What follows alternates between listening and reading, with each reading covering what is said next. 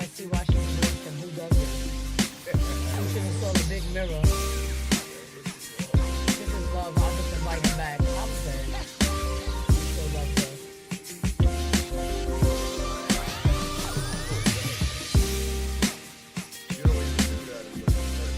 That part. That's what your females do.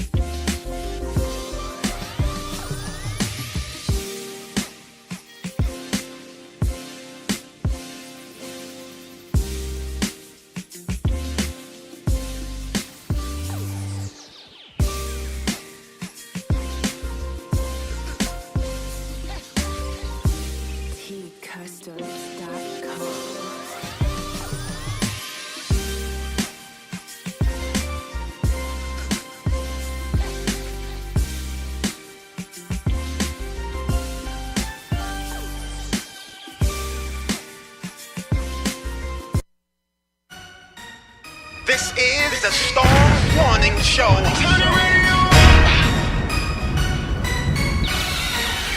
Let's go. You're listening to the Storm Warning Show at BKS1Radio.com. You're listening to the Storm Warning Show at BKS1Radio.com. Turn the radio up. BKS1, BKS1, BKS1Radio.com. Turn the radio up. BKS1, BKS1, BKS1Radio.com. Turn the radio up. You're listening to the Storm Warning Show at BKS1Radio.com. You're listening to the Storm Warning Show at BKS1Radio.com. Turn the radio up. BKS1, BKS1, BKS1Radio.com. Turn the radio up. BKS1, BKS1, BKS1Radio.com. Turn the radio up. Wyclef Jean, BKS1 Radio. Let's go. This is Essence Atkins, and this is BKS1 Radio. Hi, this is Melba Moore, and you're listening to BKS1 Radio. Yo, check it out. What's the deal? This the chef. Giving a big shout out to my peoples. Big KS, you already know what it is. Salute. What's up? It's your girl Monifa, and I'm hanging with BKS1 Radio. Hi, I'm Iyanla Van Zandt, and you're listening to BKS1 Radio. BKS Radio, baby. Hey, this is Jasmine Guy for BKS1 Radio. What's going on? This is Lamont Rooker, and this is BKS1 Radio. Shout out to BKS1, the best kept damn secret in the business. Hey, what's up? This is Raven Goodwin from BET's Being Mary Jane, and shout out to BKS1. Hi, this is Leon. You're watching BKS1 Radio. BKS1. God bless y'all. Hey, I'm the queen of comedy some more, and right now you're rocking with BKS1 Radio, and this is the Storm Warning Show. Hey, I'm good. It's your brother from another mother, J. Rue the Damage, you're representing, and I'm checking out the Storm Warning Radio Show with DJ Storm the General and Hurricane Kiss on BKS1Radio.com. You know what time it is. Tune in. Peace. Go. Hey, what's up? I'm Chauncey Black. I'm E. Williams. I'm Mark Middleton. I'm Levi Lou. And we are Black Street. and you're watching the Storm Warning Show. No diggity, no doubt. Storm Warning, not warning. He got it. You, what's good, beautiful people? Another Thursday night, the official Storm Warning Show, Yes. BKS1 Radio. We are back in the building. Shout out to everybody on the check-in. No matter what platform you are watching us on, we are many on BKS1 Radio Network. I'm excited tonight. I'm excited to be here, as always. I'm excited I woke up this morning. Absolutely. As Amen. always. Amen. But, of course, before we get the show started, shout out to my co-host on the check-in, one of my favorite Puerto Ricans. She goes by the name of Hurricane Kiss.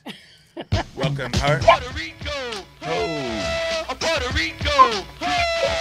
Puerto Rico. Puerto Rico. Puerto Rico. Puerto Rico. Puerto Rico. Puerto Rico. Hey. Puerto Rico. Hey. You think you're slick. You've been getting away with not having your theme music, sir. But as always, I have to introduce my man 100 Grand to my left every Thursday night. This show would not be possible without him. DJ Storm on the general. But I Salute. call him El Jefe, El Chocolatito, El Hey. General, all that good stuff. Hey. Hey, listen. Shout out to As everybody always, on it's check-in, good to man. be back. Listen, it's going to be an awesome show tonight. It's going to be some crazy hot topics tonight. Yes. We're going to talk about some things tonight and everything. But also, we got a great special guest in the building. We're going to talk to him. Mm-hmm. He's on the check-in already. It's actor Jamel Howard. Absolutely. And he's been doing some great things. You've probably seen him in Power, Luke Cage, and a whole bunch of other shows and everything like that. But, you know, he's on the move. He's doing what he do. Yes. And, I see him in a pop-up right now. Turn that landscape, bruh. Turn that landscape. You want to... There you go. There you go. There you go. Let's welcome actor Jamel Howard. You. How are you? Appreciate it. Hey, I'm good. How are you? Good, hanging in there. We good, bro. Last time we seen you, you was at karaoke, like last Friday. just doing your thing. You kind of took over the mic. We had to let you do what you do. Somehow kids just convinced me to do a song, and I end up damn near trying to do an album. We did 2 songs together. I ain't never could sing until I got there. Oh, I don't believe that. You did good. You lucky I ain't load the video. It was good times though.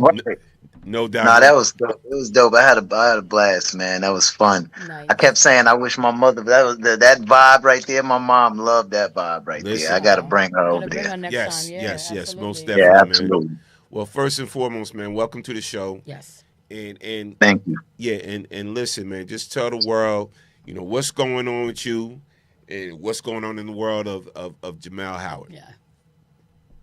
So I mean, that's a pretty vast situation. A lot going on with me. I mean, you know, filming, creating other business platforms. Like I got a curriculum that I'm a marketing director on the board of a company that teaches kids financial literacy. In trades, and we have a reentry program that help people coming out of jail. A whole lot, man. Just working, filming, and creating opportunities. That's awesome. No doubt, man. Now listen. It's funny because I was looking at, you know, like some of the past work he did, and bro, you've been doing it since you was young. Yeah. Absolutely.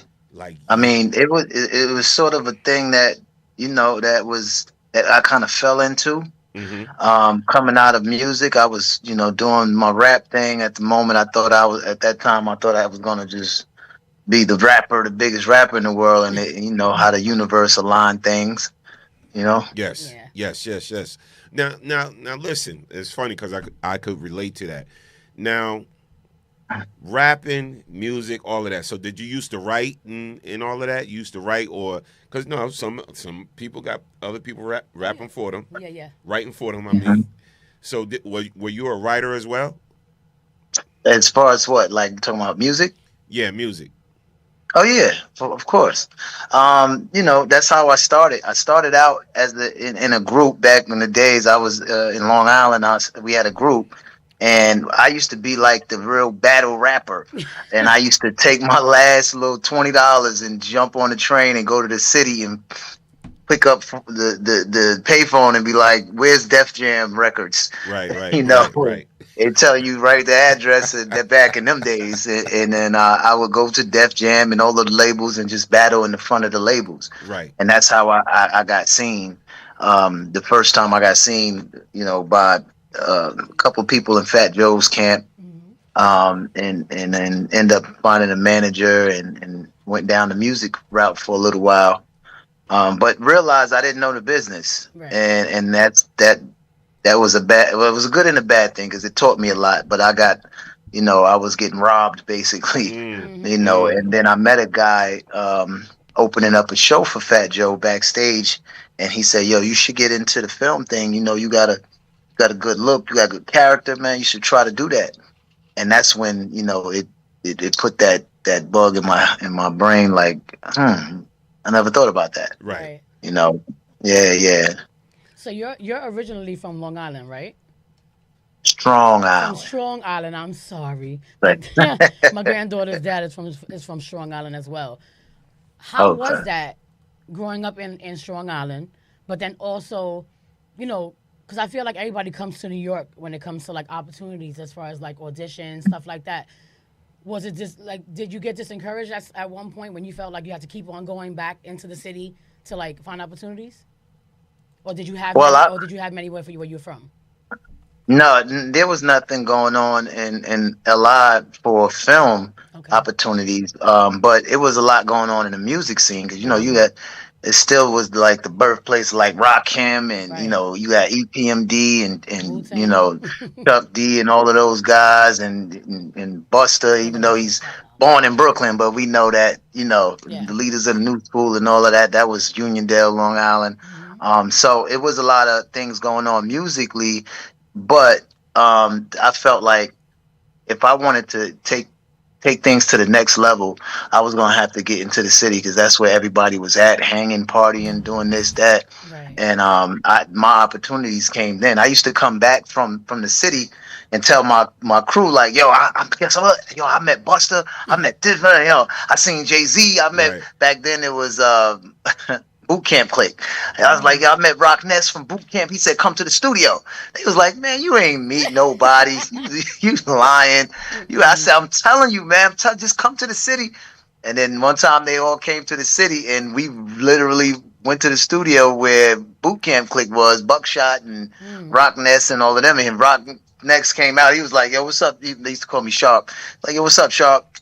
They was like, oh, he wasn't lying. Yo, he wasn't lying. So at that point, I knew I was just a different breed of dude. Like, I wasn't going to just sit in one spot. Right. I was like, started to chase it. Then that just gave me, more confirmation that I was doing the right thing. So I just started going harder and I stayed in the city. At that point, it was like, this is where I need to be, So from that point, I just started connecting the dots.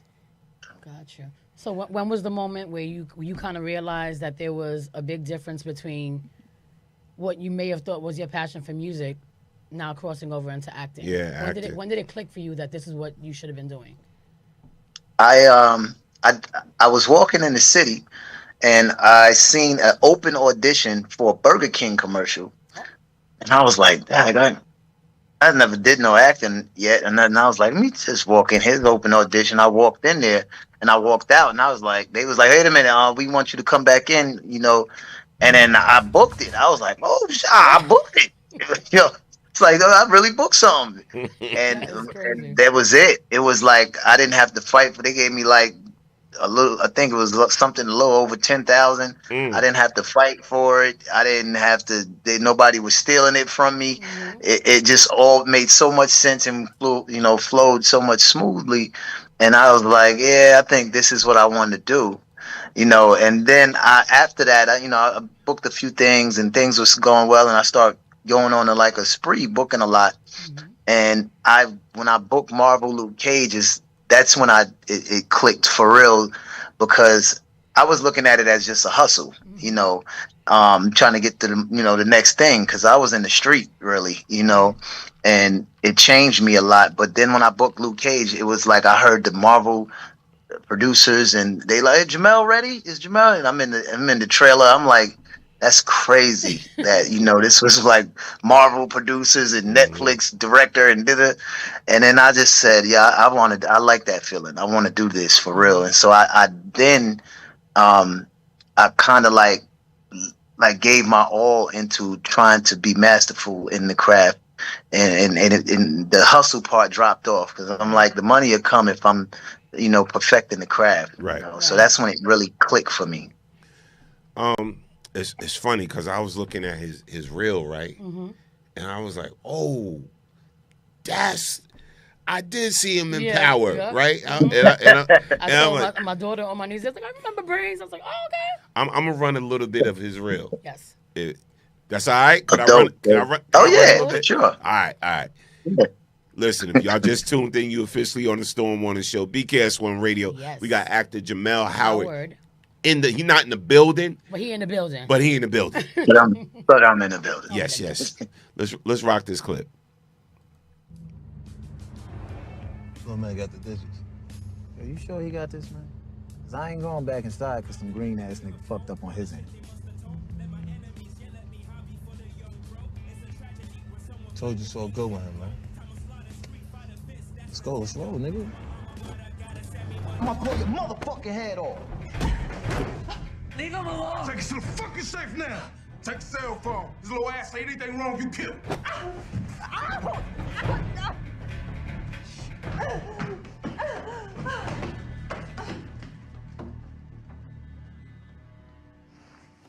You played the hell out of that shit, yo. Sorry about the punch. I had to make it look real, you know what I'm saying? Get up. You stay down here and keep quiet. When you see me go upstairs, you get out of here. We meet up later. Doing good, man. Brains, tell him to stop.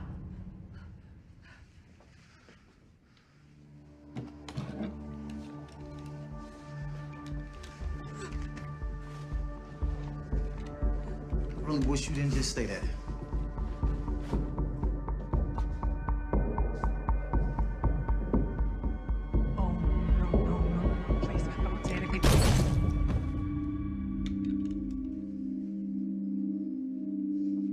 Where'd he go?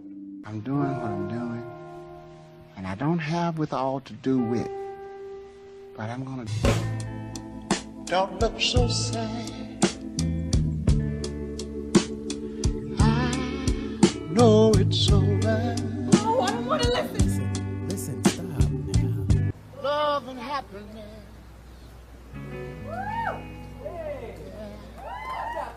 Something that can make you do wrong.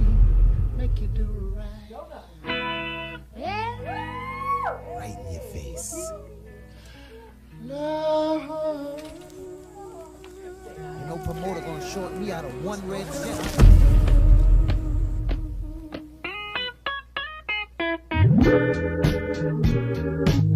Oh, baby. Love and happiness. Love and happiness. What up, Rocket Girl? I got booted, that's what. 3D got his own ideas about right and wrong, like he Robin Hood or something. And who are you? You want party? I'm the brother that's not gonna stop you. You know, you got those thick thighs on you, girl. Like, look good on a woman. Yeah. I usually go running in. Now that dress, it's not doing you any favors. For sure. Did they take that shit on purpose? Read the words, Pop. Right there on the wall. Brother's got a point, Henry. Much as I hate to admit that. That's right. Pay up. You're right. I shouldn't have cursed. My bad, Lonnie. It's okay, Pop. What's their record this year anyway? Like 17 to 65. You know that Russian kid they drafted? He better be good. He's Latvian. What they need to do is fire Phil Jackson. Wait a minute, Phil Jackson ain't out there playing no more. Phil Jackson overrated, B. Anybody can win with Jordan and Kobe. Phil ain't no Pat Riley. Oh, Riley again. Sick and tired of What? You sick and tired of what? About sick and tired of the Knicks losing all the time, man.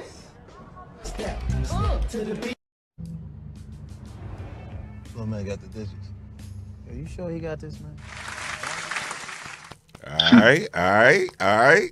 Yo, one more time for actor Jamel Howard. Okay. Appreciate you. Okay, first of all, before we get to the little nitty gritty, what brought on the Al Green thing? Because that just took me out. I wasn't ready for that. I saw all the other reels, but that one I didn't see. What was that? Love and happiness. Don't start. You gotta do a karaoke on here.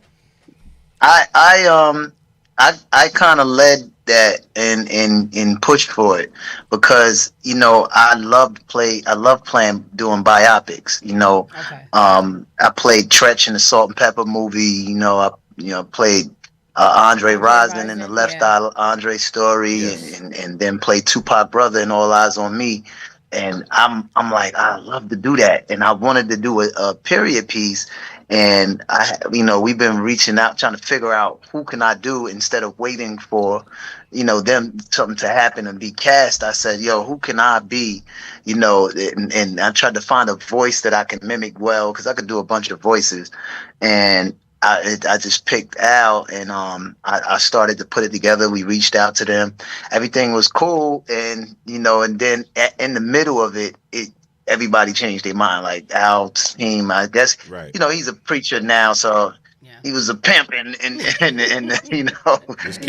let's keep it above all that action exactly, now. Right. Yeah. And he got a easy voice to do, what I'm saying? See, I was just doing his voice, and he was just like, I was trying to do what I could do, and be what I could be. That's all into it. Yeah. Yo, did somebody ever come up to you and be like, you kind of look like Al Green? Yo, he right, morphed into him just now. That is crazy. Yeah, I got that. For him back then, especially when I grew the fro out, I was really trying to, it was really going to be him. But one of my favorite actors, Chadwick Boseman, I learned a lot from just watching him body things like that, like right. Like James Brown when he played James Brown and things like that. Yep. Man, killed it, man. That was literally like my favorite actor, Still is. It was dope. Wait, so you say you do a few voices. You just showed us Al Green. Who else can you do? Okay, so here's something funny. Let me see. Sitting around 50 Cent all day for a long time, and hanging with him now. I remember I brought him. I showed him something I did, and as far as something I wrote, because I write film now as well. Okay. And he just was like, "Well, I think it's a good idea. You should, it's with marketing perspective, you may be able to do something. I wouldn't put past anybody if you can. Yo, like that. If that is not Curtis all day. Oh my God. Yo. Yeah, that's my guy. Wow, man. Yeah. Shout out to 50, man. That's my guy, bro. He came up with 50 during Trackmaster years. That was little brother. Yeah, I actually love you. I'm proud of him. I actually met 50 at the International Emmy Awards, and I had a whole new respect for him because, no disrespect, it was primarily white Caucasian media there, and we were the only black media outlet. So everybody was, when he walked towards the carpet for interviews, he peeked because you could just see us there. We stood out. Yeah. And he came right and gravitated right towards us, gave us a nice interview, and then walked off. And everybody else was like, 50. He just walked off. And then they was like, well, can we get a picture, 50? And then my partner at the time, still my partner, Patricia, right, my partner, she said, can we get a picture with DJ Storm Norm? He's like, oh yeah, sure. And then everybody else was like, yo, what's up with that? We asking for a picture, you know what I'm saying? He took the picture and everything. So I said, okay, he see the game. He see what's going on. You know, because a lot of times black media gets overlooked. Yeah. No, for sure, for sure. And I've witnessed that as well. You know, a couple of red carpets, you know, people, you know, passing up some of the black media, and you know, it's a weird thing. You know what I'm saying? But 50 is 100%.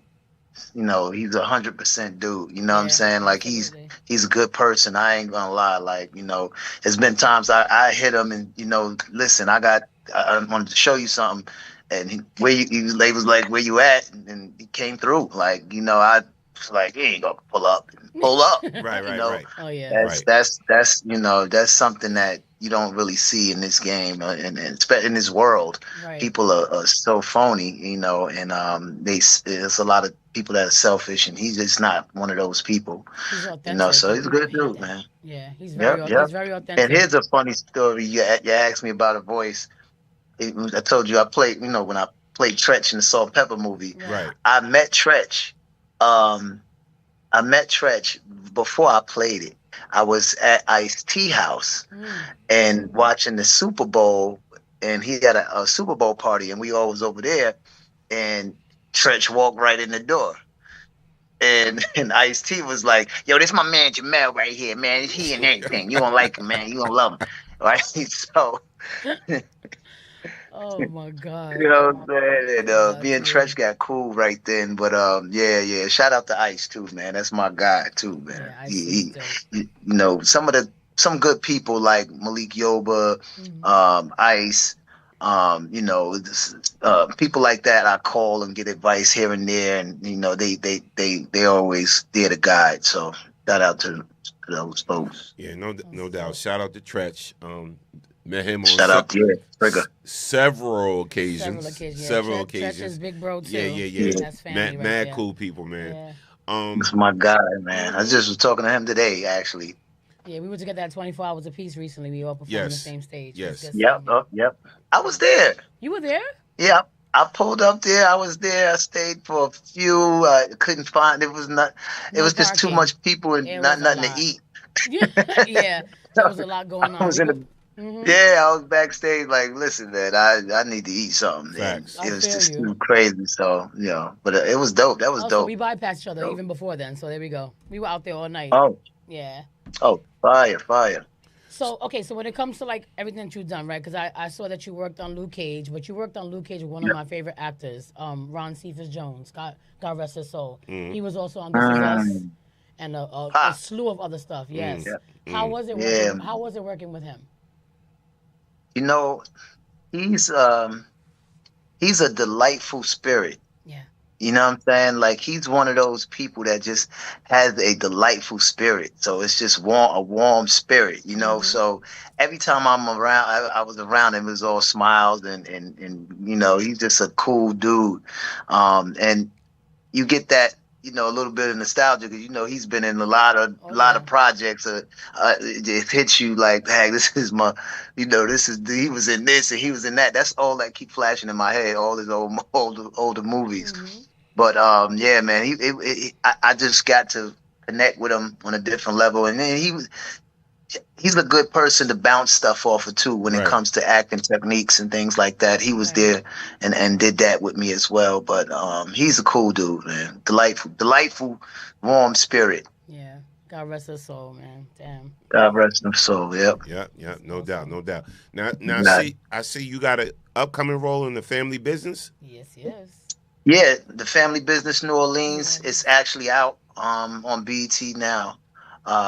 So it's on the network and it's on BET Plus. Okay. And yeah, that was dope working with those guys over there. We shot a little bit in New Orleans and then shot some in LA. And yeah, man, that team, David Banner and the whole team is amazing cast, man. It's amazing cast, and I like how the story is building. You know, Carl. Shout out to Carl Weber, building the story the way they did, and it's growing, man. It's a growing story, and it's picking up, and I was a fan before I got on, and then next thing you know, I got a call, and Miss Brown, one of the EPs on there, was like, "Yo, we want you on here. We bringing you on," and and a friend of mine's from BET, she was just like, I had to tell them like they need you on there, and then they after that they was like, well, we won't have them do this, we're gonna have them do that, and they was like, wait a minute, one thing at a time, But right, I had a ball shooting that. Yeah, I like the franchise, man. Yeah. So you mentioned you was a fan of some of the people, whoever like that. So who was it? Who was the one person that you met? You was like, yo, I can't believe I'm working with this person. So there's a B part to that question. That, and then the B part is, who do you want to work with in the future that you've never worked with before, that you dreamed about it? So his is, who did you meet, right? That's what you said? Yep. Who did you meet that was like your wow moment? Yeah. So the second thing I've ever done, the first thing I've ever done was the Burger King commercial, but the first film was a film called The Brave One with Jodie Foster and Terrence Howard. And Jodie Foster? That was a... Say again? You said Jodie Foster, yeah, Jodie right? Foster. Oh, yeah. We can't talk to you. No, you big time. We can't. That's the end of the interview. Yeah. So the second thing I've done, the second movie I've done after that, it was American Gangster. That's when they had the DVDs, and they had an extended version. Like, you get two versions. You get the extended version and the regular version. Right. So in the extended version, when Russell Crowe picks up Denzel from jail, it don't go off like the regular movie. They take the walk down 125th, and I am coming through, and he's like, "Oh, these must be the new thugs." And I pushed Denzel. Yeah. I pushed Denzel, and he's looking like, "What?" I'm like, "Yeah, all right, yeah." And I'm talking crap to Denzel. Denzel Washington was like, that was the guy that I was like, "Oh, same. Shit, I just worked with Denzel." Wow, wow, and then, crazy. That was an amazing moment. You know what I'm saying? And then it was a moment when we wasn't even shooting, and Denzel was just staring at me like, what the Denzel looked like. Right. And I'm like, is Denzel staring at me? And I moved, and he was still staring in the same spot. And I was like, oh, he's lasered in, and and I picked that up. That was the second movie I'd done. So, I'm just absorbing everything. Right. And he was laser focused, man. And then there was a moment that, I should have known if I was more seasoned at that moment, but I felt he was trying to improv and make something happen. Like, he was walking, and he had his coffee cup in his hand, and he was like walking, and I'm walking between them, and he kind of put the coffee cup up against me, like he was trying to get me to bump the cup to knock the cup over. But in my head, this was the second thing I've ever done. So I'm like, if I'm wrong about him trying to do that, mean I would knock a hot cup of coffee on Denzel. I would never work again in my life. Right. I played it safe, and I was like, I just slid through. I'm like, I'm not knocking that cup off. Here's a judgment call. Here's a judgment call. Right. Yeah, I couldn't do but I now knowing, where I am now, I can go back, and then I can see what he was trying to do now. Right. And to make it look a little wild a little bit. But so the second part of that, who I would like to work with, I would like to work with Forrest Whitaker. That's one of my guys I would love to work with, and Matthew McConaughey. Yeah, Matt McConaughey is that's one of my favorite actors as well, man. And those are those are some guys that I've watched, and when it's time to study, I didn't go to school like a lot of them, like Denzel and Chadwick and those guys. So this was my school, like just watching those guys. I absorbed. I studied them. I watched the different moments. I saved different moments for different matching moments when I'm in filming and doing my own thing, and that's school for me, literally. So those are my favorite, a couple of my favorite actors. Yeah, I could see you on Godfather of Harlem. I could see that. Yeah, Yes, absolutely. yes. Shout out to my boy Mark Horn is the one that created it. But yeah, I'm like I actually read for a couple roles on Godfather of Harlem. I didn't book them, but I've read for like 2 roles on that show. Yeah, I would love to, man. I would love to. You know, that's something that it reminds me of like how I felt with Power. You know, when Power first started. Yeah. You know, it was just like, yo, this is a dope show, and it's got so many layers to it. Man, listen, you know? listen. Yeah, That's I one love of it. my favorite shows. Yeah. And I met Ilfinesh Hadish. Yes.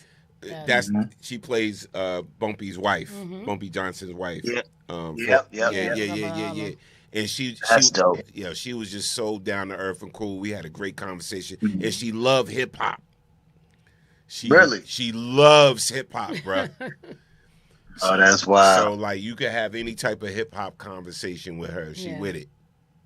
Oh, she got the history. She's with it. That's dope. That's dope. Cool people. That's dope. I don't know why, right? But since meeting you on Friday, right? And Friday was chill. Like Tom, you brought him in. Everybody was like, oh, you know, they was like crying around him. Then he sang. They was like, oh, he can sing too. It was a lot of conversation going on around you, sir. But after we left that night, I was telling everybody, oh, I met so and so. My daughter's like, oh, I know that's Brains from Pop. I'm like, oh, okay, because I'm a little slow sometimes with the shows. But I don't know why.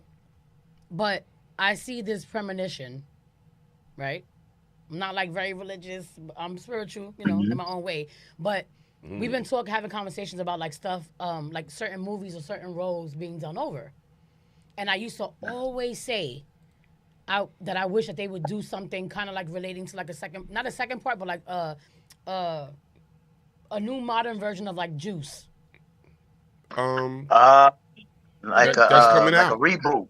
Like a reboot. They're doing a reboot. You're lying. No, they are.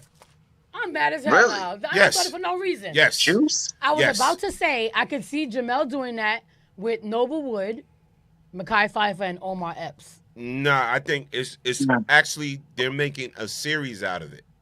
Are you serious? Yes. That's dope. You know, talk that into existence. But it's already done. It's done. You know, I got the insider information. No, listen, they're making a series, so it's gonna be a series. No, but are all the characters already casted? Please Actually, say no. No, they're doing auditions for it. Okay, you need to go and audition for Bishop. Well, let's get it. Like I feel like he would kill Bishop's part. Yeah, I can see that. Am I right or wrong? No, I can see that. He could actually do 2. He could do Bishop and he could do Omar Epps'. Listen, man. Q. Listen, bruh. Yeah. After After you killed that white lady in Power, you definitely could play Bishop. Yup. Hell yeah. Yeah. That was it, that changed. It's true. I gotta go from his brother to playing actually Tupac. Yeah.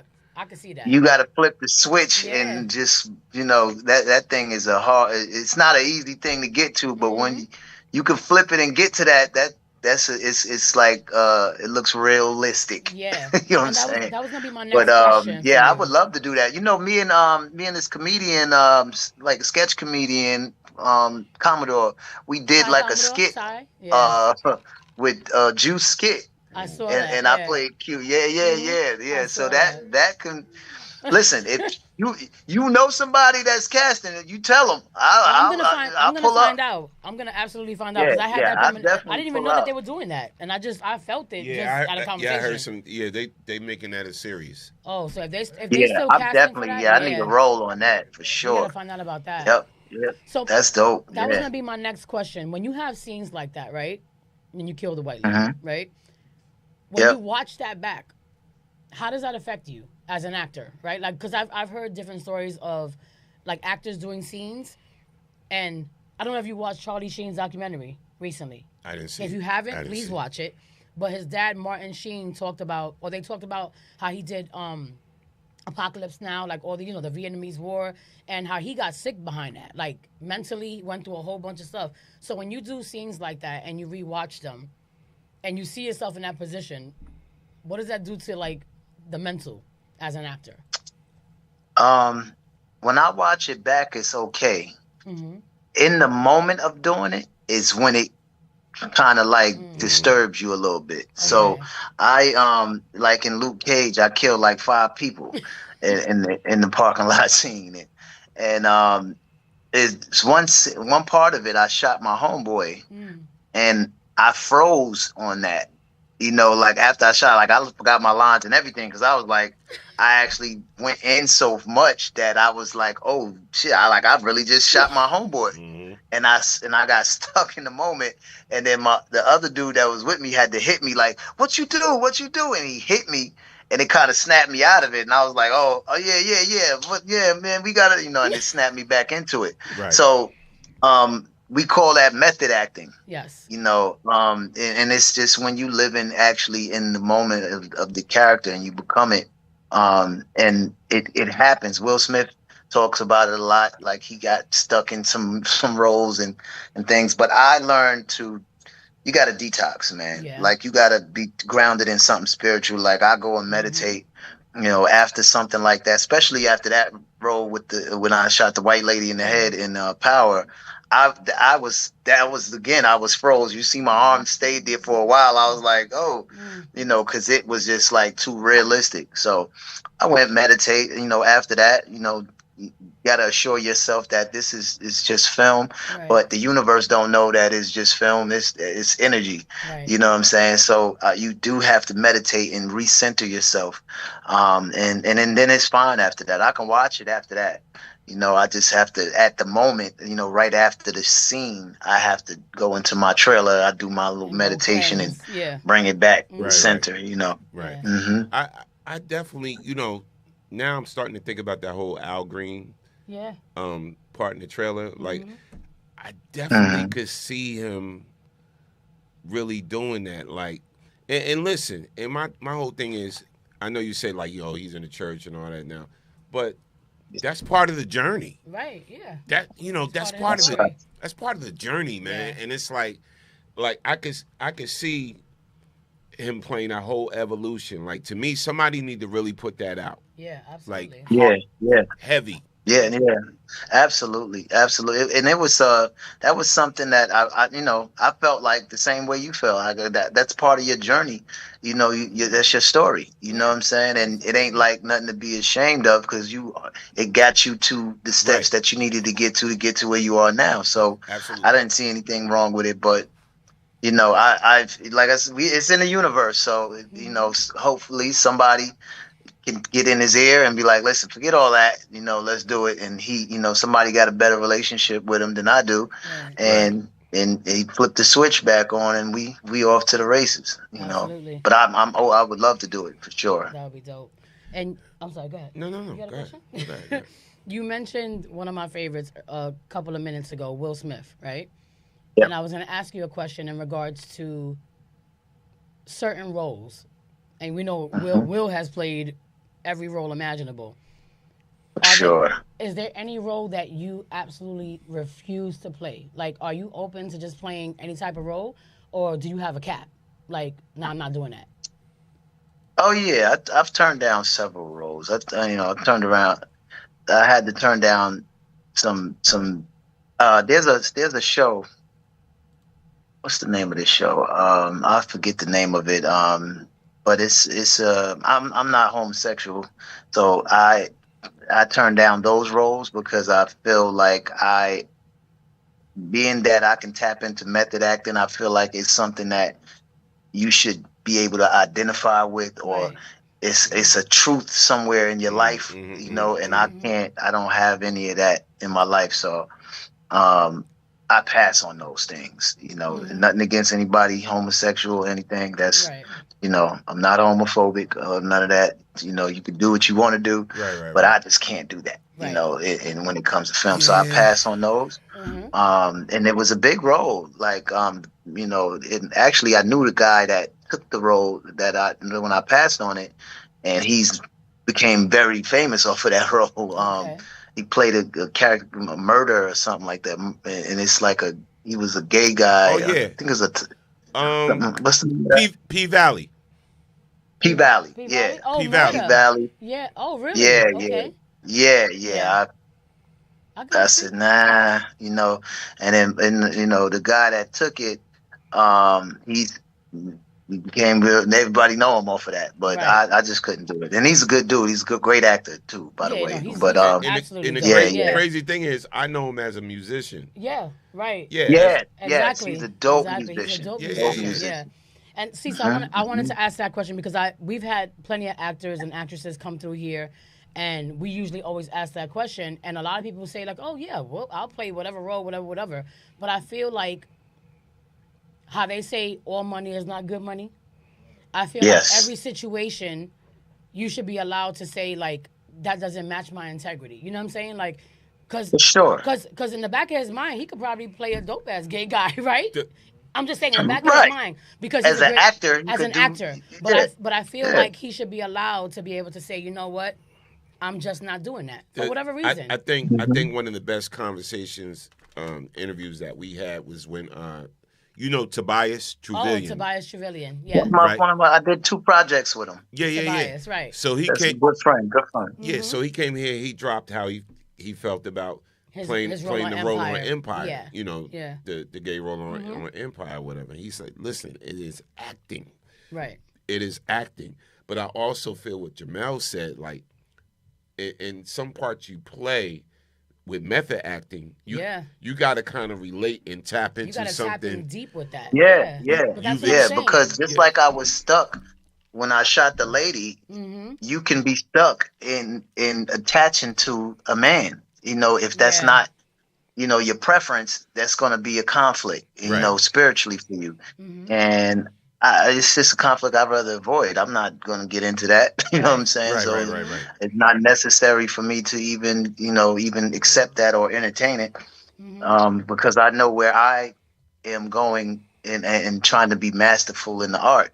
I want to take it to listen. When I played Andre Rosin in Wide Open, in the Left Eye in Andre's story, the girl that's playing Left Eye, she was like I would say she was like half speed a lot, like doing at 50%, speed in a lot of the things. And I'm like, listen, they was at each other's throat. I'm about to come in here and, arguing with you like you punched my mother in the face, so like this is serious. And then even in the love scenes, I'm like, listen, you kissing me like your boyfriend is on the set looking at you. Right. You like you gotta let that thing go, because it shows on the screen. Right. Yeah. They like, they ain't really together. That don't even look like a real, like it looks weird. So I know me, and I know that I want to be masterful, and it will definitely your brain can mess with you if you're in those type of positions. So it's like I'd rather not do that for sure. So let me totally go left, right? So in Hollywood, it seems like black writers kind of always get the thumb down on them, right? It's, you know what I'm saying? It's like they always kind of, okay, whatever. You know what I'm saying? But like working with like Power, when Power came out, it was like groundbreaking, right? When Power dropped. Did you ever have a chance to have a conversation with Courtney Kemp? Yeah, I did. Well, when it came out, Courtney was the one that brought me on. And she just was like, we was trying to figure out what role you can jump in, but we had you in mind for a while. And it was a dope conversation with her because I was at that point, Power was like the top show, and I'm like, y'all was watching me, okay, all right, and then she pulled me in, and then when I got there, she introduced me to the whole. We had a table read. She introduced me to the whole table, and I'm looking around the table. You got 50 Cent, Omari Hardwick, you got Michael Rainey, like everybody was there, and I'm like, oh, this is all I'm in, and and it was dope, man. She's a dope showrunner, man. Yeah. So I had a dope conversation with her. And I asked that question because I'm wondering why we're not seeing more, from her, more content, more films or whatever. After Power, that whole power thing kind of, Yeah. not saying it faded, but it is what it is. Yeah. You know what I'm saying? Yeah, I mean the breakoffs and the they got the spinoffs and all of those things going on as well too. Still Powered Book 3 and this and that, and then you got Tommy's World going on and this. So it's a lot of other branches off of that going on right now still. And then you got to keep in mind that while some things are going, sometimes those showrunners and people like that be under contract, like they can't really do a lot of other things while those things are moving. So but she just announced she got a new project, her own project. Supposed to be on something Netflix, she's right? doing. On Netflix. Yeah. Definitely, man. Yep. Well, listen, bro. Any projects, anytime you're doing something new or anytime you promoting something or whatever, please come back. Yeah. And let us know what's going on, what you're doing, because we're proud of you. Absolutely. We are 300% proud of you. Bro. That means a lot to me. And we see. And I do gotta do something actually.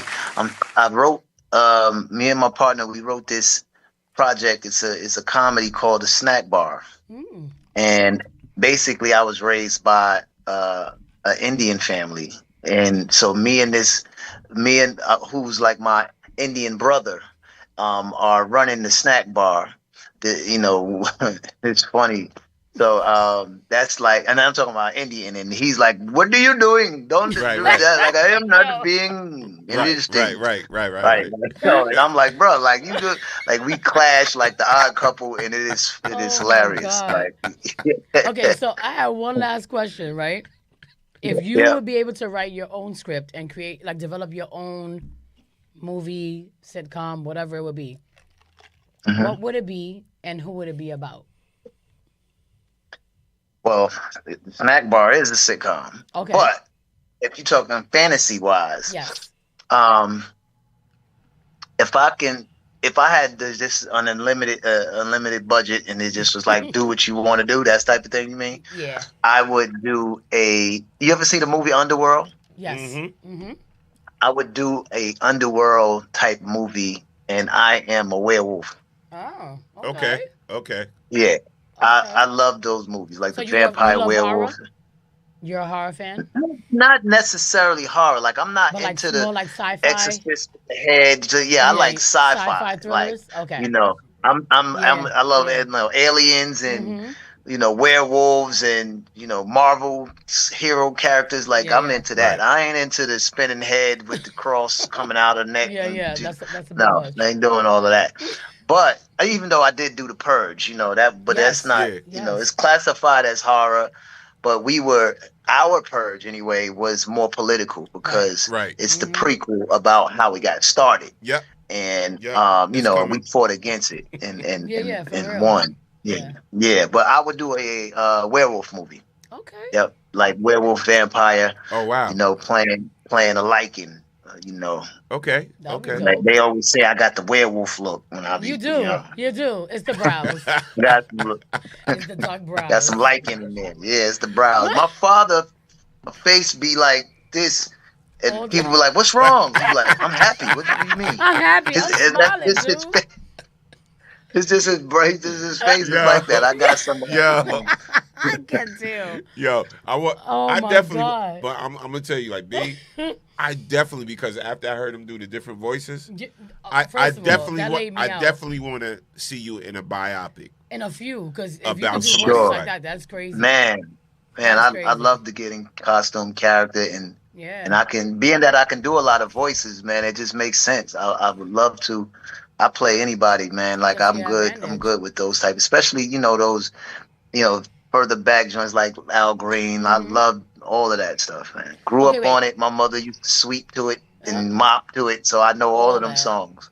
Okay, you got to give me at least 3 more, because now I'm curious. You did 50, smashed it. You did Al, smashed it. Give me 3 more of your favorite voices. To be honest, I don't have favorite voices. It's just I listen to things and I can listen and then I get it. Okay, like I'm a big people know I love comedy, and I watch Professor Clumps and all of them. Right. But like I just leave it on the TV while I'm working sometimes. You know what I'm saying? So you see Clump, he would say something like he'd be like, Miss Purdy, why don't you let me come up here and put my beef in your taco? All this buddy love and all this love buddy got, and I was just yo, it's making me laugh. Because you had me at the grunt. He's like, you know who he kind of remind me of, and it's funny. And my face hurts. I can't laugh fully yet, and it's hurting. One of my favorite interviews I did, bro, was Jamie Foxx. Yes. Right. So I had the pleasure. That's my guy, man. Yeah. Jamie, I had the pleasure of meeting him. Oh, along with MC Light, and I was interviewing Jamie Foxx, whatever. He's like the master of the voices. Oh my God. And so, yes. But when you just hit that 50 and that Buddy Love, crazy. It was the grunt. He didn't even say nothing yet. It was the grunt for me, automatically. Bananas. Wait, okay, I like. No, a random question. What's your sign? Aries. No wonder. Fire sign. No. That's and I like Jamie, man. He posted something recently saying that Tom Hanks.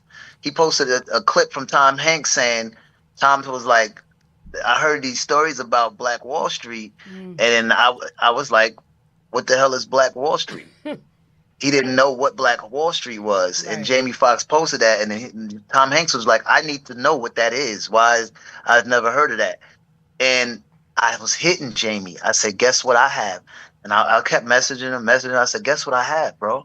I have the rights, the life story rights to the last survivor of Black Wall Street. Her name is Viola Fletcher. She's 112. I wrote a series. So listen. And I can't get nobody to come jump on. So I've been hitting Jamie. I've been hitting people. It's just weird, man. So, petition. No. So listen. This is crazy, right? That would be so fire. So this is crazy, and I think there's a post on my IG. If you scroll back, right.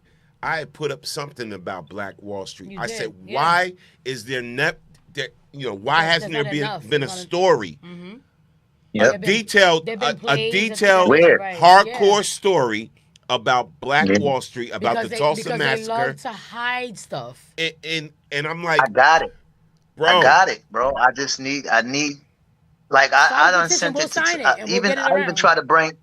I wrote it, and I tried to bring Tyler Perry on. And his team, and they were like, oh, we just finished a project, and we almost finished this project. Wow. We're going to get to it, and we'll decide if we're going to go that direction of this. I said, decide? I said, do you know that this lady is 112, and she's the only one alive that's seen everything that happened? They was like, oh, no, we're aware of what's it, and we're going to get back to you. And would you believe it was like 2 months after that, they was like, we're going to pass on the...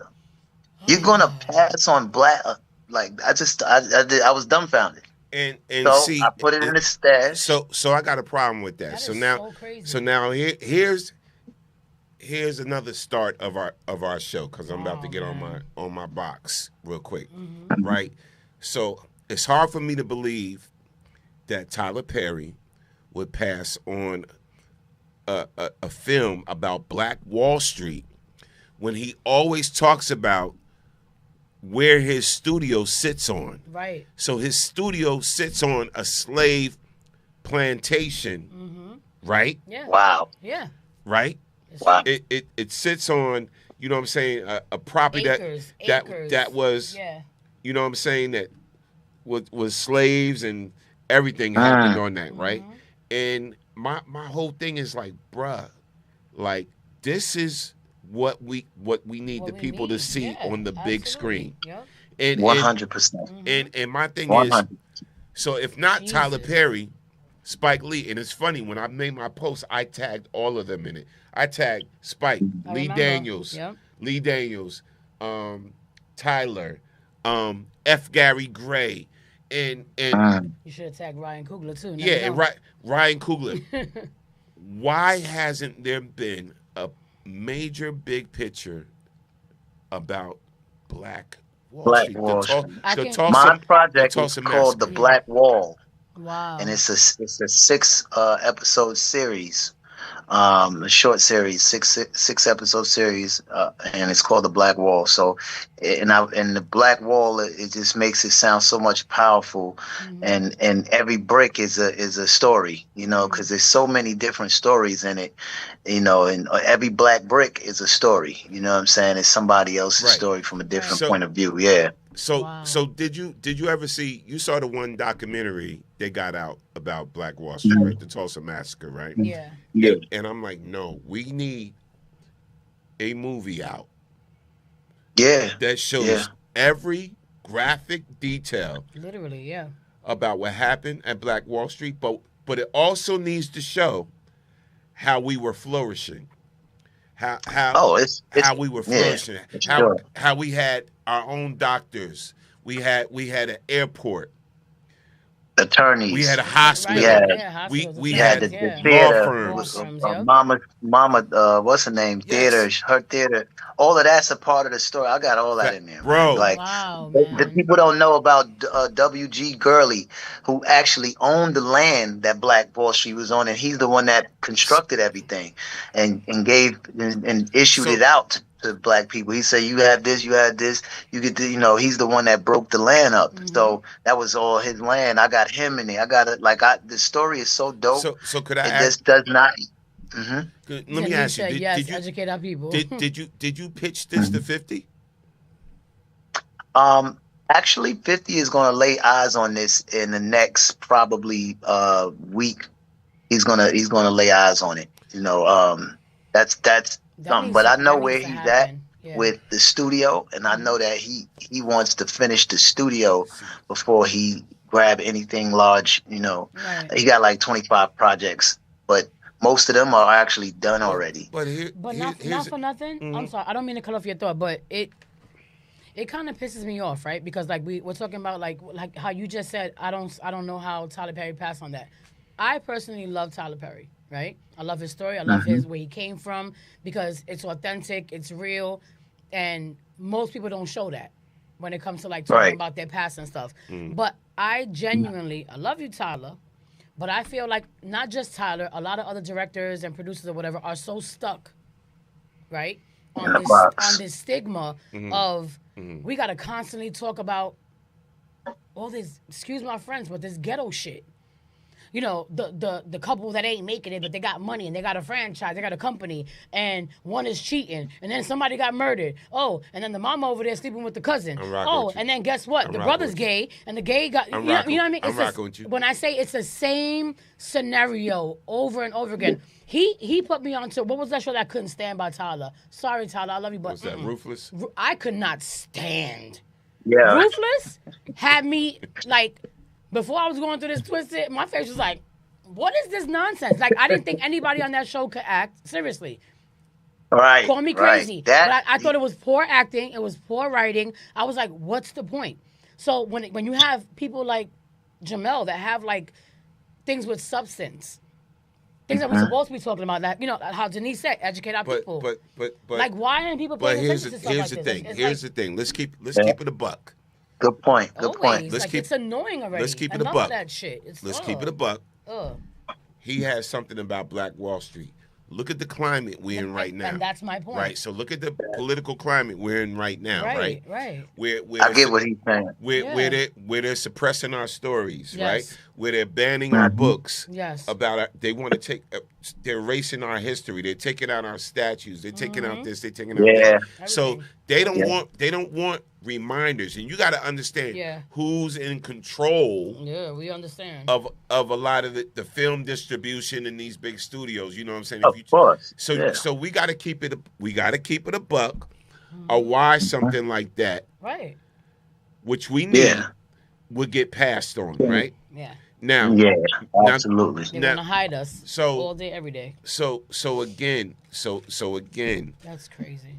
I've been preaching that for years. Why isn't there a major motion picture about the Tulsa Massacre? And we went to the play, remember? Yes. That was the first time I ever heard any mention of somebody like acknowledging. Yes. I got to drop saying Black Wall Street. Remember? Remember When we yeah, went all that. backstage, yeah. That was beautiful. So my whole thing, bro. You know what? To me, I think like, and I know that the forces that be are bigger than most people in entertainment. But Right. my thing is this: there are billionaires that are in our community that they can lose half of their fortune and it still wouldn't bother them. Why don't they do that? You got Oprah, you got, Tyler is a billionaire now. Like, well, it ain't gonna bother you to. I just don't get it. I don't get it either. Now, I gotta say this just, to play advocate on the situation. I cannot say that Tyler seen it. You know what I'm saying? But I know for sure the people that handle his acquisitions, or his programming and acquisitions, they definitely landed their eyes on it, because I got emails back and forth with them, and they saying that we gonna pass on it.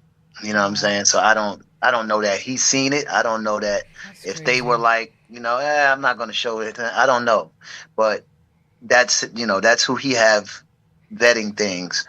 And it just doesn't make sense, especially when she's still alive and moving around and in Supreme Court fighting to get reparations right now for it. It just don't make sense to me. Here's the thing, and again, I'm gonna keep it a buck.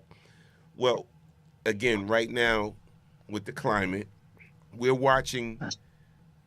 seeing with our own eyes, they are censoring their own. Yeah, that's facts. That's a fact. For speaking truth. For speaking fact, their own are getting censored. Right. So, to even try to come out with something about the Black Wall Street, about Tulsa Massacre, right now, it is going to be crazy. It's a hot, it would, I get what you're saying. I get what you're saying, and it's a heavy project, man. Like, I tend to. It's like something close to my heart. So I'm knowing the family and her and what she's dealing with right now and how she got denied, reparations. They're going to do that. They're going to deny, because that means that they got to admit that it happened. And, even though everybody knows it happened, they still going to, it's like a black eye, you know what I'm saying? It's like, oh yeah, y'all did that for sure. But here's the second piece to that. Right, so with everything that's going on right now, it's crazy that I feel like we gotta archive all our history right now. We gotta archive all of our history right now before it gets wiped out. Yeah. Because even Google is stating less facts. They're stating less facts about Black history in our history, and I'm like, before I could find this easily and now they're stating less and less facts. So they don't want future generations to be on point and to be educated on what's happened.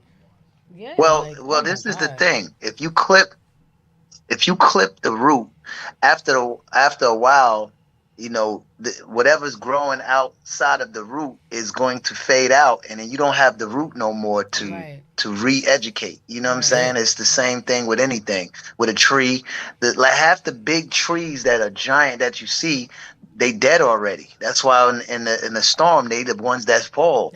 You see the little tiny trees is the ones that's still there, because they still have the root rot, strong. So them big trees are easy to blow over.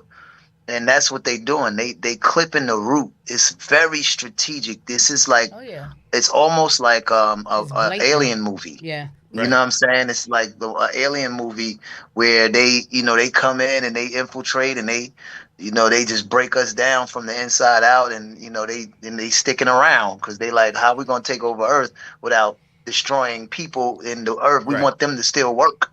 You know what I'm saying? So they gotta. The same thing they did in slavery, the same thing they did, when they took people from Africa, the same thing. Like they repeating the cycle, and it's something that we gotta create. We have to fortify. Yeah, you know what I'm saying, and mentally and spiritually, and then physically. You know what I'm saying, at the same time, because it's a war, man. It's really a war out here, man. It's definitely a war, bro. Yeah. But once again, and trust me, that's a whole different topic, a whole different show. Yeah, listen, I get into all politics, science. I talk about planets. We could talk about I'm one of those guys. I love it all. Yeah. So Denise, real quick, we have a comment from the chat. Shout out to everybody in the chat. Shout out to everybody who's watching. Denise said, with Jamel's phenomenal movie, what's your alternate pathway to keep your movie alive? And she said, we being silent, so we have to keep finding creative ways to keep our voices heard. What's an alternate route to keep the movie alive? Yeah. I would say you got to find private funding, and then you don't have to worry about nobody, because if you shoot the movie, when you shoot it, it don't matter who hates what, content is king. And what a company want more than a political moment is content for it to be streamed so they can make money. So the main thing is just securing private funding, and that'll happen. So you'll find somebody that don't care. They like how much money we can make, and they don't care about nothing going on. And that's the people you're gonna want to partner with. Right. Somebody that just want to fund and make their money. They don't have a view on we trying to stop black content, or we trying to cut out whatever. They just want to make money. Then you got them, and then you got the net. Once it's made, it'll get picked up. You gotta find, especially again, I keep saying it, but in this climate, you gotta find investors that's not scared. Yeah. You got to find. This is why I said like 50, because I'm like, because he's not afraid of nothing. Like, no. But here's my thing, and I'm gonna keep it a buck, and I could say this, and I have no problem to saying it. So if you look at basically most of 50's content, the Powers, the BMF, or whatever like that, and then you look at what he did for ABC. What was that called? For Life. For Life. Yeah. For Life. Yeah. For Life. Like that. And they canceled that. But that to me, that showed a different range, right? With what 50 could put out. But now, if you put out, if 50 puts out a movie based, about Black Wall Street, about the Tulsa You Massacre, created revolution. Yeah. You create a revolution. He can change. He can shift a lot. He can shift, but not only the image, because when people talk about 50, they're like, oh, he only could put out the drug movies and this and that, whatever, right? Yeah. And I always defend him because again, I saw another side of the brother, right? So I always defend him, but if he gets a hold of something like that, that could change his whole life. Now, of course, he's going to face opposition. Yeah, because absolutely. One, his studio is located in New Orleans, right? So you look at the government in New Orleans and everything, right? Yeah. So of course he's going to get faced with opposition, but he's made a name for himself so much that I think somebody would gravitate towards it. He could pull that off, absolutely. And that could take him to a whole other level. Right. I believe that, bro. Please. Yeah, we need somebody to at least to spearhead this and pushing pull everybody that film. Keep pushing for sure. What you wrote, all of that, what you put together. Keep pushing. And also, don't tell nobody nothing. Like no details, no, because like this is the world that we live in. Like people know that there's gems that are hidden. And the minute you start getting a little bit of information about something, right away everybody wants to start penning something and say it's there. So I hope. I feel like I know you did. You got your trademarking, your LLCs, all that. So just make sure, because like that's something that really, really has to come to fruition, because it just makes sense.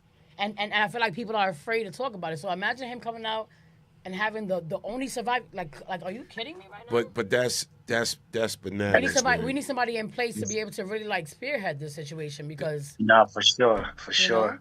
That's what I swear in my vision, in my vision of when I started, after the day I finished it, I already knew, like in my head, I'm like, dang, you know what? Tyler Perry he did some he did what it was, fences or something like that. He did one of them, not fences, the girl with Taraji and they did I'm like, he's in the box of it. He would do something, and you would think. So in my head, I had him doing it. So I know that there's somebody but no. Listen, to piggyback on what you just said, one of his best films was about the black female male workers in the military. Figures? Yep. No, it's one he just did with Kerry Washington. With Kerry Kerry Washington. It was with Kerry Washington. Jesus. That you saw another The level. topic is not coming Again, to me yet. you saw another level of Tyler Perry. Yeah. So I do believe he could produce Got it in a him. film like got that. it in him. Yeah, He got to just not be scared of this one, because this one is heavy. Yeah. It's heavy for him because the way the story played out is like they're gonna have to admit that they actually ran through and actually were terrorists. Yeah. You know what I'm saying? Of course. You talking about the 6888? Yes. That, right? The 6888, yeah. Yes. Triple A, yep, sure was. Shout out Good to movie, too. Terry Talil on the check-in and everything. Yes. Everybody, man, just giving you a lot of support. And again, brother, I want to thank you for coming on the show. Absolutely. Again, absolutely. If anything you're doing or whatever, you want to come back and just talk about it, whatever, or even if you want to talk about something that don't have nothing to do with with films or whatever, please come back through. Let's chop it up. We want to see you again at karaoke. Of course. If this wasn't there today, I definitely would have been there.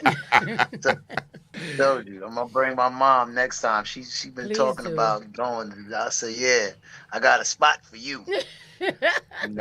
Absolutely. So again, listen, everybody that's just joining us, we got actor Jamel Howard. Yes.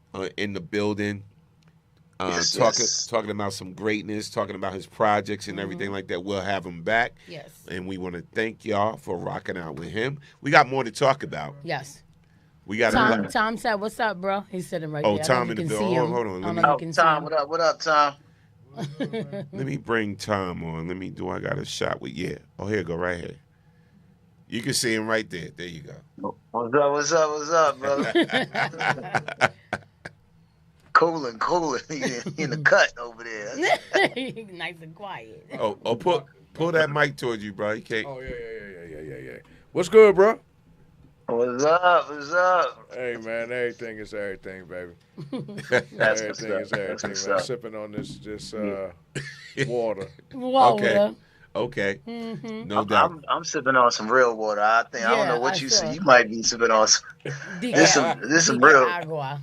I'm sipping on melted ice. See, I need that water y'all got. I need that water. Nah. We're gonna have to open up tonight. Open the spot up tonight, man, so we can get some water. Hey, you crazy, yo. You crazy. Next time we got you. Nah, we on and popping next week though. Yes. All right. And I'm gonna speak about that. Yep. So being that you segue into that, so listen, we do something different. So like throughout the year, you see like 200 house music festivals. Yeah. Right. You see a whole bunch of house music festivals. You see this going on, that going on. I said, we're gonna slow it down, right? We're gonna take it back. We're gonna do something called sip, smoke, and slow jams. We're gonna be drifting. Yes. So this is gonna be something. This is gonna be something. Look at. This is gonna be something you would love, your mom would love, all of that. Because we're gonna. I'm with that. We're gonna do the old slow jams to the new, to the old slow jams. It's gonna be sexy. So it's gonna be this for the grown and sexy. So it's called sip, smoke, and slow jams, and it's luck. It's a brim and backyard affair. Right. So you gotta put your brim on. You gotta put your brim on, ladies, brothers. Put your brim on. It's gonna be the 27th. Yeah, the 27th, Saturday, next Saturday. Okay. All right. Yeah.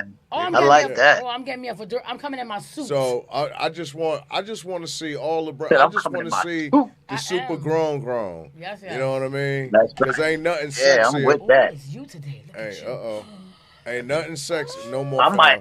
I might come there and do the slide out on them. Yeah. so listen, y'all. It's going down. Smack and Rolls and BKS on Radio presents the Sip, Smoke, and Slow Jams. It's Saturday, September 27th. All right.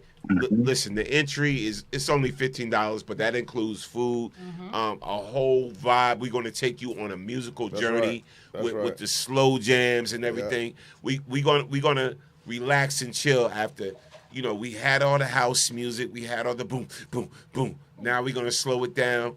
We're gonna have cigars there. That's right. We're gonna rock our brims. That's right. We're gonna get real, grown, and sexy. That's right. And listen.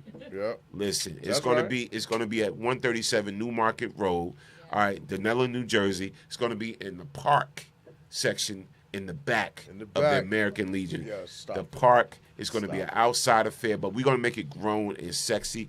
We're going to have a screen up there. Everything, you're going to see some things. You know how I do the Sip and Slow Jams. You've been to. Yes. You've been to the Sip and Slow Jams. So yeah, this is very Sip, intimate, Smoke, very and Slow sexy, Jams. very grown. Well, let's go. Yeah. Let's go. Oh, we're gonna have a lot of give fun. me a fedora. Stop playing with me. You're gonna have to order something know because y'all know how I do them. Everybody that know first me of all, know. if everybody knows Kiss, everybody know Kiss got hats. Okay, I don't play about my hats. You gonna have to bring them out. I got you. I'm gonna give you a nice little suit. You gonna bring them out. Bring them out. That's right. That's right. You know what I'm saying? We're gonna have a good time. Yeah, so come out to Sip, Smoke, and Slow Hey Jams. Tasha. And don't forget though. And don't forget each and every Friday. Hey, Jesse. Shout out to except Tasha. for tomorrow though. We got the punch, next Friday. pop, and pour. Yeah. You know what I mean? Oh, punch, pop, and pour. Let me show that too. The punch, pop, and pour. And that's the karaoke. Oh. Yeah. Oh, that's the karaoke. Punch, pop. Yeah. Is karaoke.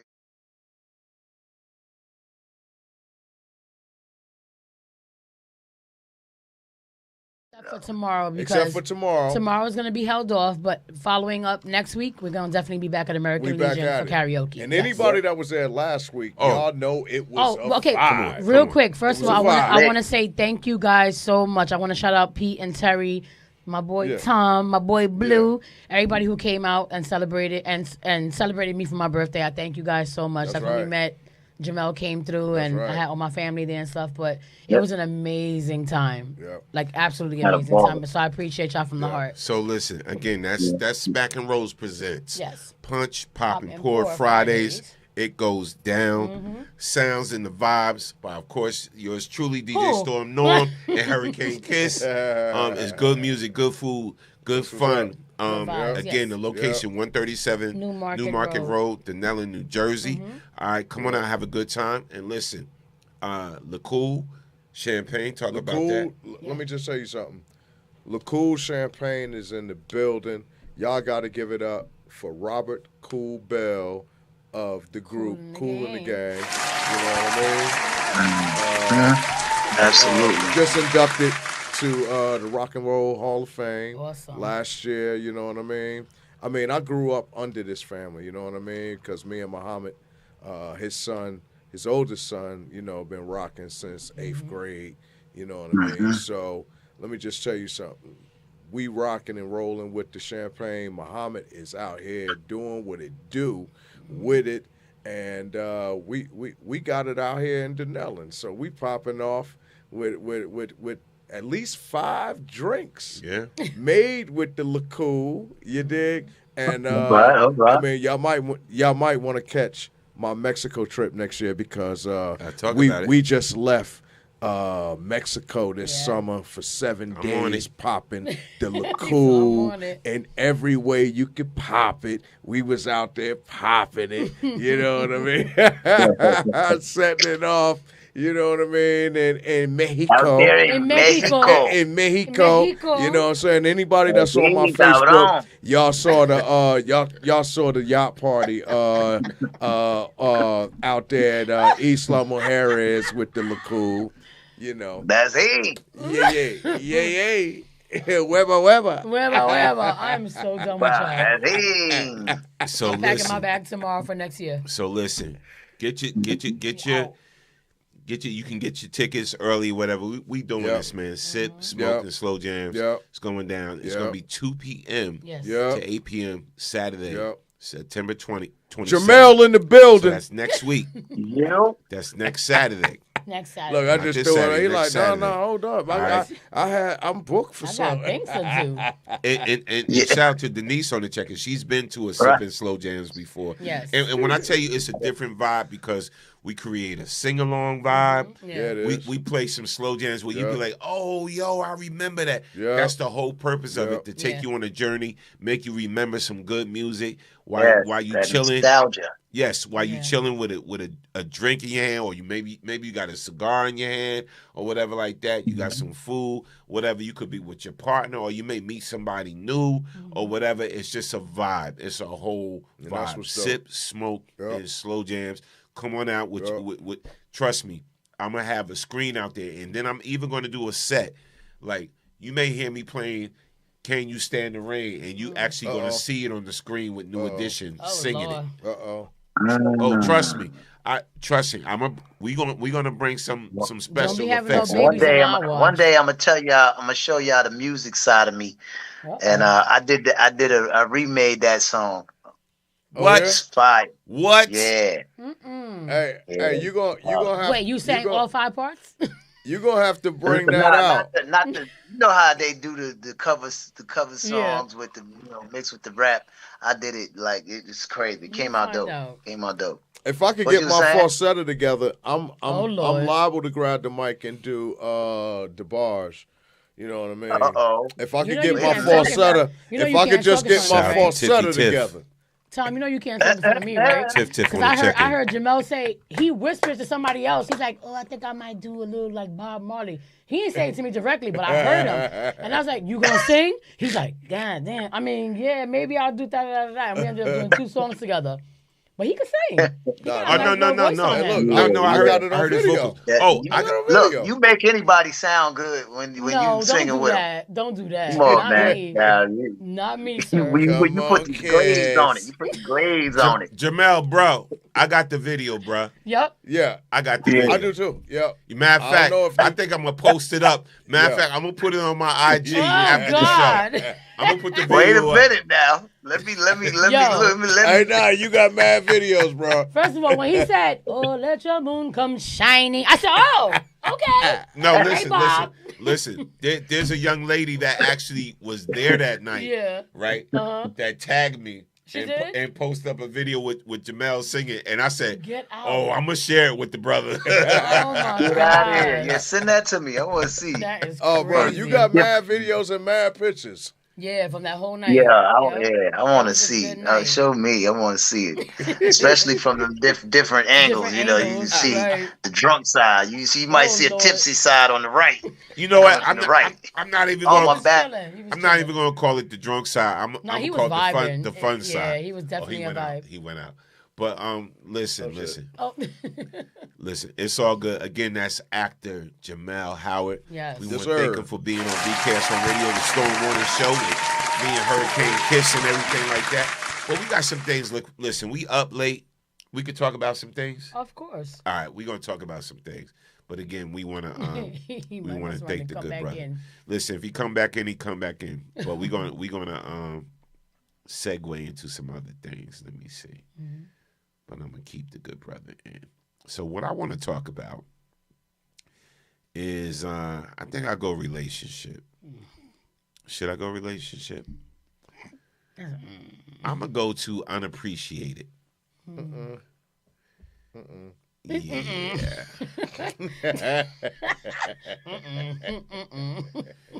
Yeah, so this clip, right? Oh, God. So, and it's funny because I actually felt like this, you know, in my relationship at one point in time, because sometimes you feel like, dang, I just did all this nice stuff for you, and you really don't appreciate it, right? And so Been there, done I that. want to show y'all this clip, and then I want to bring y'all in on it to what y'all really feel. Shout out to Jessica, Tiff, everybody, Denise on Yes, the check-in, Denise. and all of that. Tasha. Hey, Tasha, Sandy. And it's like, I'm like, wow, like, you didn't see that this brother was really trying to make you happy. And here's the clip. We're going to talk about it. Y'all watch this first. Check out the clip. All right, baby, are you ready for your biggest birthday surprise ever? Yes. waited all day. Let's go. You waited all day. I waited all day. This looks amazing. All right, on the count of 3, you can open your eyes, baby. 1, 2, 3. Voila. Okay then. These candles, bro. Yeah, be careful when you walk slow because it'll burn. That's a safety hazard. Right? Yeah, for sure. I'm not worried about that right now. I'll do anything Real for my... candles, fake petals. Hey, don't kick, don't. Come on. That's your fault for having real fire. How you... Anything that should all been fake. What? What are you talking about? Do you like it or not? It's cute. I think it's beautiful. Where's the rest of the gifts? It's on the bed. You got... Hold on, we're going to get into the gifts in a minute. Let me just show you all the You're details. going to pull out the rest of them, right? You said what? You're going to pull out the rest, right? No, this is all I got for you right now. What do you... Let's not do this right now. It's your birthday. I don't want to ruin your birthday vibe, you know? That's not. Check out the details. Chanel for Chanel. And then, hold on, we're not done. We got the roses right here. And then look. Why 2 of them not lit? You said why 2 are not lit? Oh, I'm glad you got some liquor because it's going to be a long night. What are you... This looks nothing like the Pinterest picture I sent you. This Pinterest? Look at you. Oh my God. Listen, I'm trying my hardest not to... tacky. I told you the girl to go to and how to... This looks like cheap. Like you threw the shit together. Wait. I'm so glad I'm recording. Look, I'm going to post this, y'all. I really want you to record it. Record it and post it on Facebook. I'm going to post this because I'm pretty sure any other woman in this world would love this for their 24th birthday. And I'm taking you on a nice date tonight to Steak 48, which you never been to. Oh man, these went out. This is supposed to say I love you. Like, this is what I mean. But it still says I love you. Half-ass. A balloon popped. Oh my gosh, wow. Couldn't even afford to spell out happy birthday, HBD. Happy birthday, it still says it. And he's got 3 Look at your roses. You got Chanel roses. You got the Don. You got the Allure. Chanel roses, Chanel rapper. Oh nah, yeah, I'm about to listen. I don't know what I'm just saying. No, I'm not. I'm listen, dead. You asked me for my honest opinions. It's cute. It's cute for like high school. Okay, yeah, high school. Well, we're gonna go ahead and just wrap all this up. I'm gonna go bring all this stuff back. Let's go ahead and burn these candles out because I am definitely not paying for that. You gonna help me burn them out? You got hey, not like that, not like that. You're gonna burn the floor. We gotta pay for stuff in here. Wow, this is crazy. This is embarrassing. I tried my hardest. You know what's crazy? The crazy part is, I did all this myself. All right, baby, are you ready for your biggest birthday surprise ever? Yeah, who was taking all them shots? All them empty cups. Empty cups. Ooh. You are so sweet. Ooh, happy birthday, baby. Thank you. I knew it. You know it? I knew it. Okay. What you know? I know I was getting that Pandora. Okay. Hey! This is so cute. I love it. How you feel? I think this is beautiful. What you ready? Who was taking all them shots? All of them empty cups. He made it like do it because he was embarrassed. He was embarrassed. All right, listen. Terrible. Listen, here's the thing, right? So this brother No, ma'am. was trying to just, do all this stuff to impress his girl. It's her birthday, whatever like that. She complained about everything. I've heard so many stories, like this. So my whole thing is, it's like, I would have been grateful with a balloon and a card. nah. I would have been like, okay, leave. Yeah. I would have chilled and slept in a hotel by myself that night. Watch TV. TV. Long time to myself. Yep. Yeah. Mm-hmm. Yep. One thing I can't stand is people that's just ungrateful, Ungrateful, don't yeah. appreciate things. And I'm like, wow, that kind of hurt. That's crazy. That hurt my soul. That aggravated me. That hurt my soul. Denise said, drop her like a bad habit. Yep. Tasha said, I wish a ninja would. Just so very ungrateful. Yeah. Tiff said he needs to get rid of her. Mm-hmm. Yep. Yeah. Bye. Yeah. Like, because there ain't no way. I mean, I felt bad for a dude. Yeah, I felt the bad. disrespect. Like, The ungratefulness? He has to do none of that. I mean, unappreciative. You know, but that's becoming more common today. That's this generation. Yeah, You know what I mean? Yeah. Because a lot of this generation is, I won't just say materialistic. Misguided. But it's definitely misguided, and think there's supposed to be a certain standard. Right. I don't even know where that comes from, but that comes from the world, right? That comes from the world and the trends, and there's nothing ever positive out of that. Right. You know what I mean? And that's why, and then these same people will grow older and miserable, and can't understand why nobody wants to marry them. Right.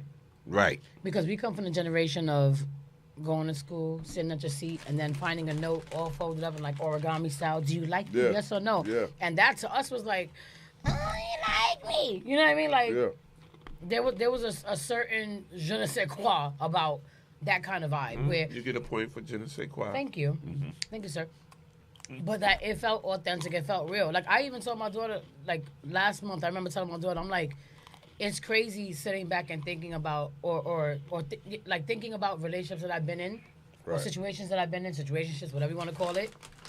I'm like, I felt more love and more compassion, or whatever you want to call it, when I was a teenager growing up. Yep. And you had your Yep. boyfriends back then, because I Yep. always got flowers, I got letters for no reason, or meet me in the park and we would, share lunch together. Stuff like that was like, that was love Yep. to me. Now it's Yep. like, you got to go above and beyond. You can't just do something authentically, like, or like simply like just something compassionate and from the heart to say, when he comes home, I want to make sure that he has that there's dinner and this and that. Nowadays, it's like, oh, all you did was cook dinner, give me a massage. What about? Ain't What you mean, nothing what like about that.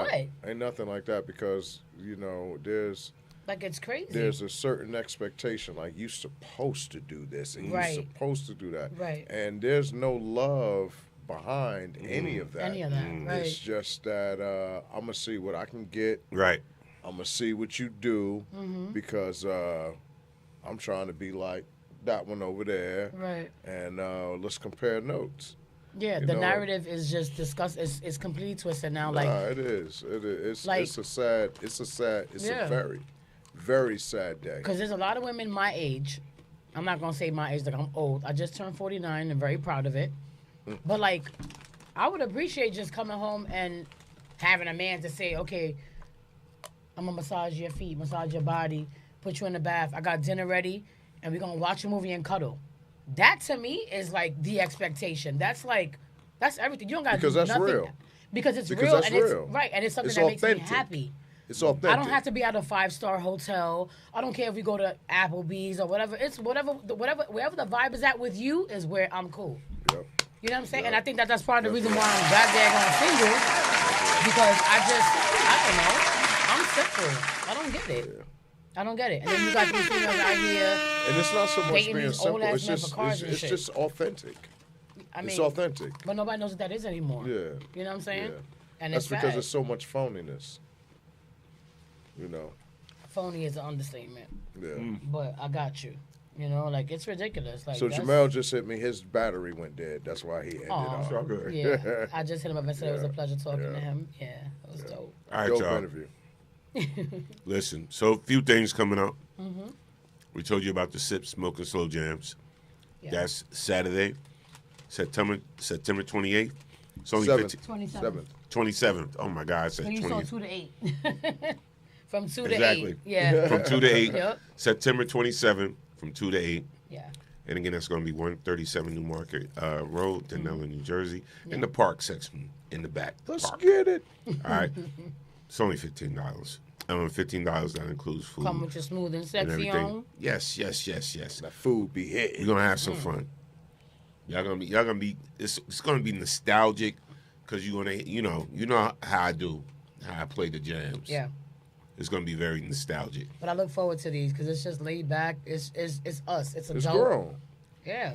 It's back grown in the and day. sexy. What we do what we used to do, and that's what we got to get back to. Yeah. And I'll be honest, I need a break from house music because after this Saturday, the Lenny Cathcart Plainfield House Music Festival, which is going to be on and popping. Yeah. I'm gonna need to chill. I'm gonna need to relax. I'm gonna need a break. So, sip, smoke, and slow jams. Let's is get perfect. Let's Following the next week. Let's get it. So, we're gonna need a little break to chill and relax and cool out and everything. So, again, come on out to that. But also, this is going down too, and I gotta promote it. It's the legend, Raphael Sadiq. Okay. No Bandwidth, October 2nd at NJ Pack. Yep. Get your tickets now, njpack.org, and see the legend, Raphael Sadiq. You know him from Tony, all of that. What's the group he had with Dawn from In Vogue? What was they called? I forgot what they was called. Oh, Lord. I want to dance tonight. Dance tonight. Toast tonight. Yeah, so my goodness. He going to be doing all those. I'm going to get it. I forgot. Jeez. But that's October 2nd. So go to njpack.org. And listen, if you want to laugh on September 20th, which is this Saturday, all right, go see Mike Epps, njpack.org. He'll be there at 8 o'clock. Lucy Pearl, that's right. I had to so cheat, y'all, Mike sorry. Epps will be at NJ Pack. Yes. 8 o'clock, September 20th. We love Mike. All right. Go to njpack.org, get your tickets. Unfortunately, I can't be there because I got to rock out with the Lenny Cathcart Plainfield House Music Festival. And that's, I'll be holding it down, doing my production management thing and all of that. But, if you want to go see Mike Epps and get your laugh on, it's going to be an awesome show. Also, absolutely. For those that didn't know, I'm officially teaching DJ classes. Come yes. on, Norm. With the city of Plainfield at Plainfield Performing Arts Center. Starts October 4th to November 8th on Saturdays, right? So there'll be 2 classes. There'll be one, you can choose either one on Saturday. It will be from 11 to 1, or you can choose 1:30 to 3:30. All right, but you have to register, right? So there's a link that I'll post up on my page, and I posted it up this week that will give you a little questionnaire. You got to answer some questions or whatever. And the slots are limited. So just because you go to the Eventbrite, that doesn't mean you're going to be in the class. The slots are limited. So we have to go through and we have to approve certain people.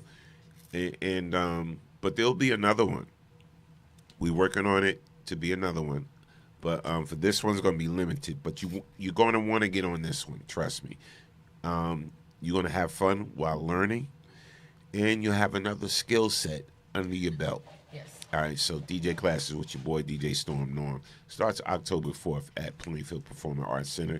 Again, follow me on my social media because you'll see the links to be able to register properly. Okay? Yes. All right. And, again, that's it. Listen, we want to thank y'all for joining us tonight on the Storm we want Morning to give Show. a special shout out to Jamel Howard once Yes. again. Yes, shout out to Jamel Dope Howard. conversation with him. God bless you, and we are rooting for you. We got to talk about these petitions for that movie, man. Yes, Seriously. absolutely, Yeah. absolutely. Big shout out to my man Tom Murray. in the building. Sir Tom.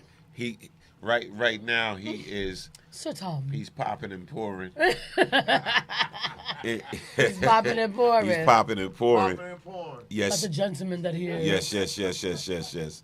So again, hopefully I'll see y'all at the Lenny Cathcart Plainfield House Music Festival at Cedarbrook Park. It's going down. Get there early. Listen. So you got to be there at 7 o'clock in the morning if you want to set up your tent on the tent line. If you could. But just get out there in the park. They're estimating thousands and thousands of people this year. And we're going to be doing what we do. I will be running the stage and the sound and running backstage and everything, handling all of that. And please do your plug right now. Okay. Shameless plug. When y'all come out there on Saturday, for the Plainfield House Music Festival because it's going down. Y'all know this is like the last one of the season, and y'all know how Plainfield do it. You know, it's super dope. Are they doing fireworks this year? Yes. Oh, So nice. the fireworks is and what, drones. See, that's what kick it off. Y'all But when fancy y'all now. come to the park, y'all already know.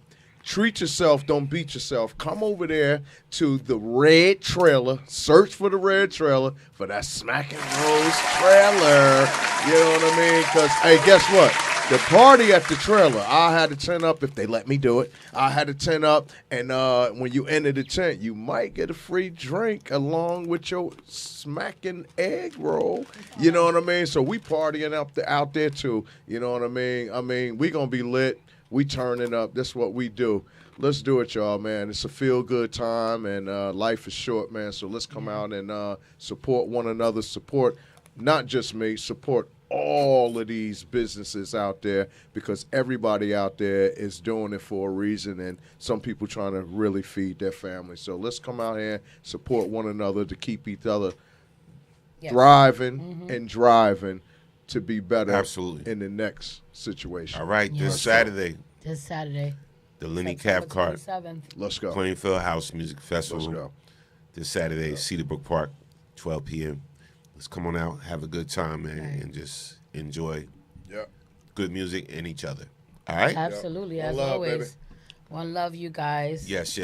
And you already know, this show's never about us. It is always about you Because you are the next best kept secret. We love y'all. We love y'all.